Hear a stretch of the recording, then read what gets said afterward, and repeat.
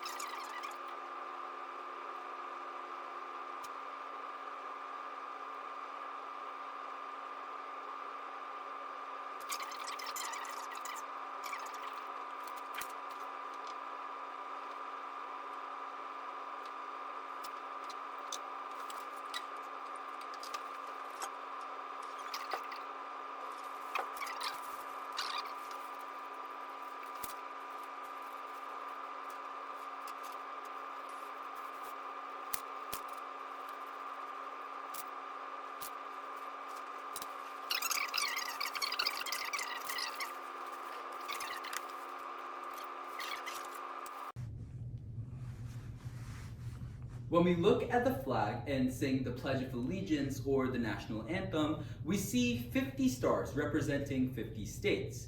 However, according to the current president, President Trump, the 45th and the 47th president of the United States, this number might add not only 2 stars, but also the United States may acquire the Panama Canal as well. According to CNN News and the BBC News article, which both posted articles just 2 days ago when President Trump was inaugurated into office, we find that Trump pushes an agenda which not only takes over the territories of Canada and Greenland for the United States, but also reacquires the Panama Canal. Now, The matter of the question isn't whether these territories can be conquered or even taken over, but rather the question is why Trump pushes this agenda to take over Greenland, Panama Canal, and Canada.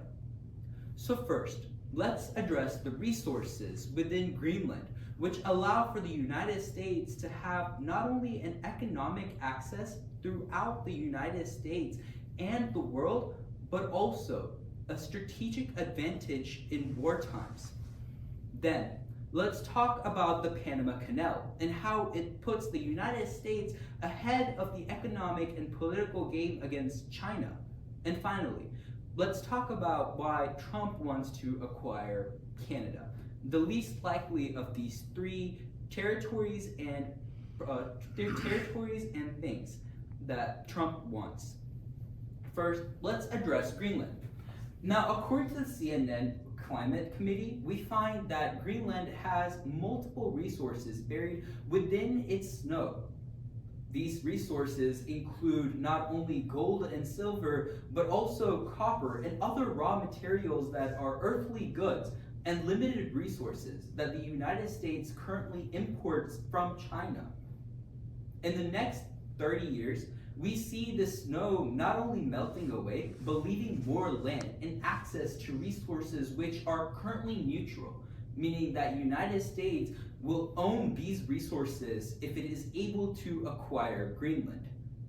When these two concepts are put together, we see that Bloomberg News article finds that these resources are not only the United States, but also put the United States ahead of the game when it comes to the PPC curve, a curve which analyzes limitations of productivity costs in relations to, of course, resources and how those resources are used.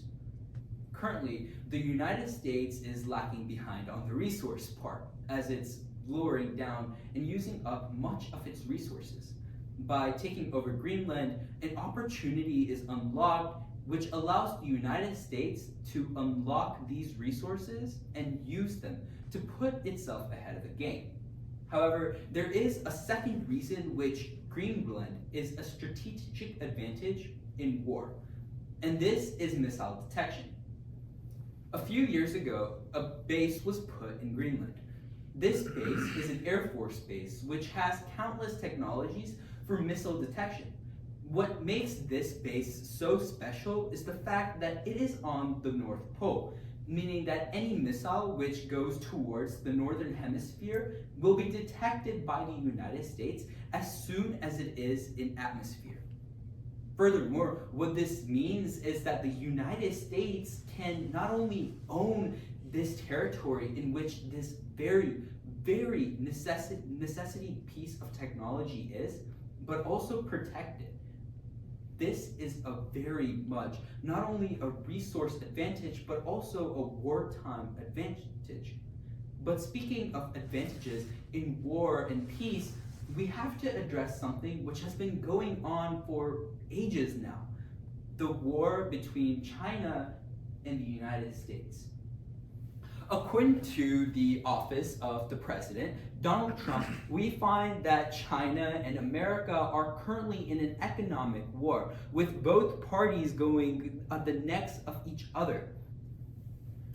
However, taking over Panama Canal might be the answer to winning this so-called war.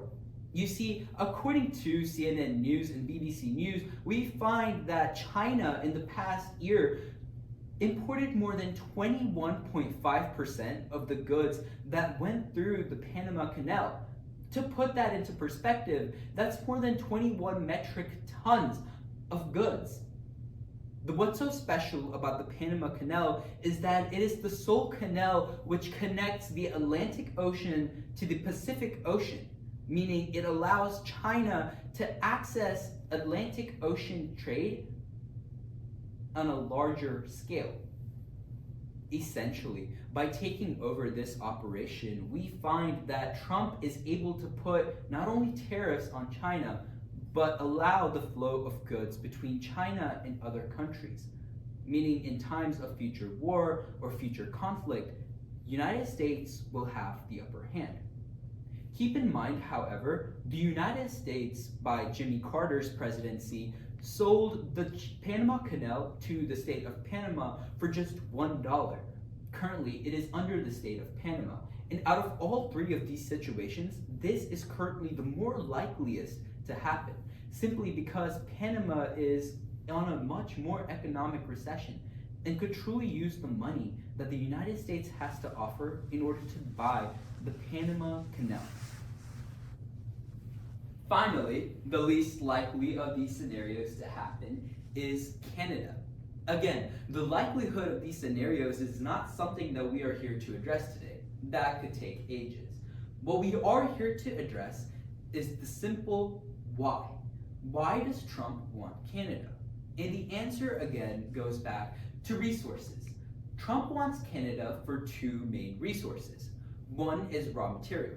Canada currently has not only the resources of lumber, but also, again, a melting ice in its northern hemisphere, which allows for this nation to uncover land in the next 30 years, according to the same article mentioned previously by CNN Climate. Furthermore, we see that these uncovered resources are not the only thing that Trump is after. Rather, he's also after something else. Currently, the United States and Canada have this policy in which when Canada sees immigrants that come from the United States to Canada, they're provided much more refugees. According to Trump, he wants to take away this refugee camps from Canada. But that's aside from the question.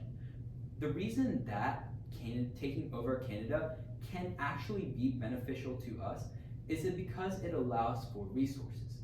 However, it's least likely to happen simply because, one, the long time alliance between Canada and the United States in times of conflict, and two, because Canada currently has a strong military.